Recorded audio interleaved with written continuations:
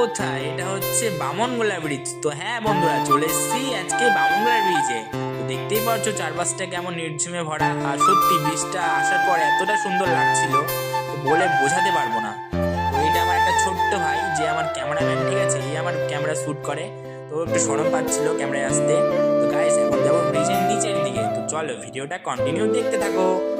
দেখতেই পাচ্ছ নিচের দিকে আসার পর এতটা সুন্দর লাগছিল যে বলে বোঝানো যাবে না, চারপাশটা নির্ঝুমে ভরা, আর ব্রিজের নিচের দিক দিয়ে একটা ছোট্ট নদী বয়ে চলেছে। দেখতে পাচ্ছ গাইস, আর বামনগোলা থেকে কারা কারা ভিডিওটা দেখছো লাইক কমেন্ট শেয়ারে বলিও, ঠিক আছে? তো গাইস দেখতেই পাচ্ছ চারপাশটা কেমন সুন্দর, আর সত্যি অনেক ভালো লাগছিল, নিচের দিকে ঠান্ডা হাওয়া বইছিল। আর এই যে নৌকাটাতে একটু বসেছিলাম গাইস, দেখতেই পাচ্ছ অনেক সুন্দর লাগছিল। আর এখানে নৌকা বাইচও হয়, যেটা সবাই তোমরা জানো।